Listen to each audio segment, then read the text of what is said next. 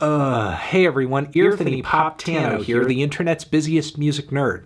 And it's time for a review of the new Tame Impala record, The Slow Rush. This is a brand new full-length LP from Kevin Parker's Tame Impala. It has been 5 whole years since the release of the band's last record, Currents, and that span of time frankly has felt like forever. Mostly because that record came along with such incredible crossover success, hitting it big not only with pop fans but hip-hop fans too by bringing more keys and punchy beats into the fold. So with this new LP, I've been curious as to whether or not we're going to see another big stylistic change. But The Slow Rush is pretty much another helping of ethereal falsetto psych from Kevin Parker, which is okay. I mean, this time around the synths aren't nearly as pumped up or as novel as they were on Currents. The grooves are certainly still there, though many of them feel a bit more disco influenced, I guess. But what makes The Slow Rush stand out in the Tame Impala discography, or at least what had me excited to listen to it, was that the teaser tracks seemed like they were taking a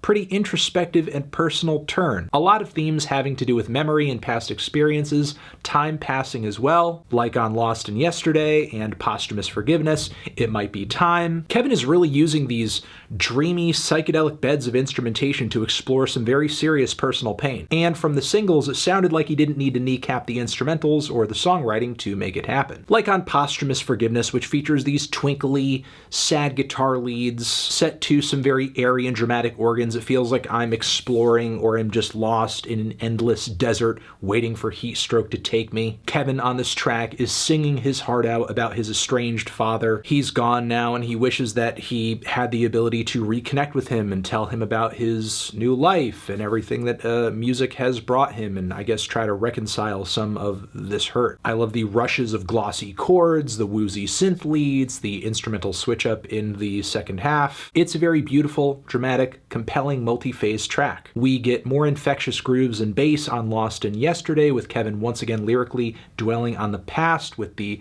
other cut, It Might Be Time, that tease toward this record, we have Kevin anxious over his coolness, his relevancy, his ability to, I guess, keep up with things creatively and stay popular in the field of music. It's sort of like his very own LCD Sound System's Losing My Edge. The beat certainly goes almost as hard, that's for sure, with the siren synths, the massive distorted bass, also some pretty sharp delays on the vocals too.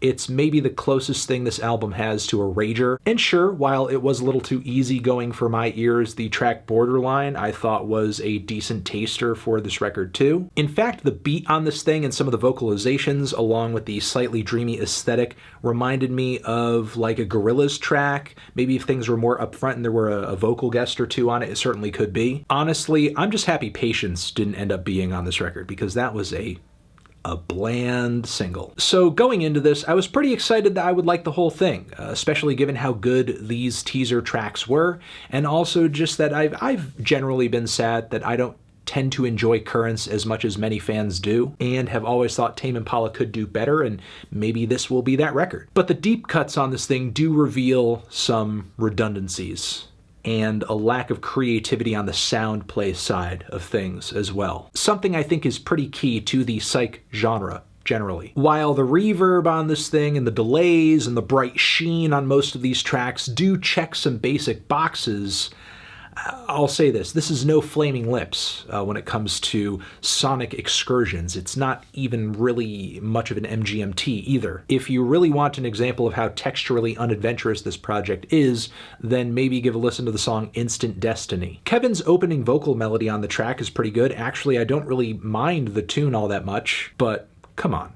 Sonically, this thing is pretty toothless. Muddy, booming drums, washy synths, buried bass too, all mushing together in a loud but somehow lifeless display of sound. The bass and crisp drums on Breathe Deeper are much better, but it doesn't take too long for this track as well to get enveloped in the same palette of effects, which frankly at this point are quite obvious, and Kevin can't seem to diverge from them in any meaningful way. Eventually the track turns tedious as it extends past 4 minutes, going into passageways that maybe you should have saved for some kind of 12-inch dance mix or something. Then after that, it's the songs themselves that that begin turning forgettable. Like on the track Tomorrow's Dust, the 2-chord progression on this track comes off as uninspired before we're even a minute in, and Kevin layering more and more instrumentation on top of it doesn't make it any more appealing. There's also the oddly derivative One More Year, which on the surface might seem like any old Tame Impala track, but hear me out. The linear driving groove on this song and the way that Kevin is poetically riffing over this instrumental,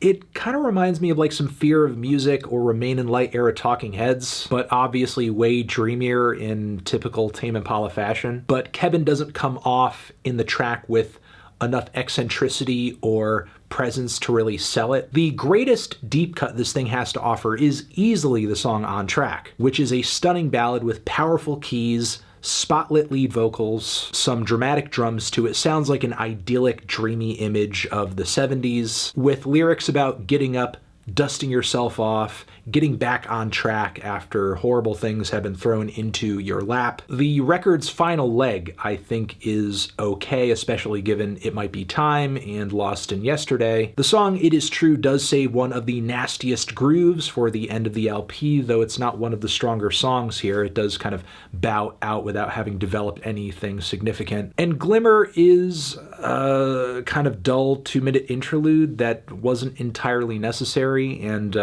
the random, I guess, studio bit of banter about cranking the kick up if you want the kick to sound great and cranking the bass up if you want the bass to sound great doesn't necessarily hold true in all cases, and may be indicative of the production problems this album suffers from occasionally. Case in point, the final song, One More Hour, which I do appreciate stylistically as a switch up here, as it's one of the more prog-influenced songs on the project. But the vocals and the shimmering synth runs on this thing shouldn't be nearly as buried as they actually are. And this track is really a point where the record's claustrophobic production ends up hurting it in a big way, as all of these explosions of instrumentation just feel a little neutered. They don't hit as hard as they could, nor do they feel all that clear, just a little muddy, a little muffled, I guess. Once more, I do like that Kevin tried to get a little ambitious with this closer, and the stripped back passages on this track of vocals and keys do bring some much needed drama to the song too. But the whole final leg of this track is a total waste, as Kevin just decides to, I guess,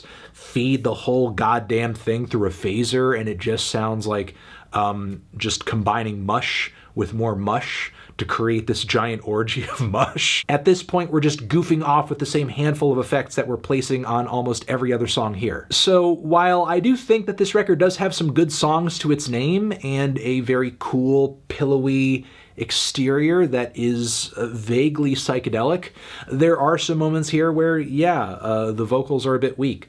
The songwriting isn't quite there, and the very uniform sound and style throughout the entire album does get quite old. I mean, for a psychedelic act, Tame Impala doesn't have nearly as much sonic versatility as I would like on a record, especially one that is nearing an hour in length. So while I do think this is decent and hardcore fans of Currents are most likely going to enjoy it more than me, it could have been better. Feeling a decent 2 strong 6 on this one. Transition, have you given this album a listen? Did you love it? Did you hate it? What would you rate it? You're the best, you're the best. What should I review next? Hit the like if you like. Please subscribe and please don't cry. Hit the bell as well. Over here next to my head is another video that you can check out. Hit that up or the link to subscribe to the channel.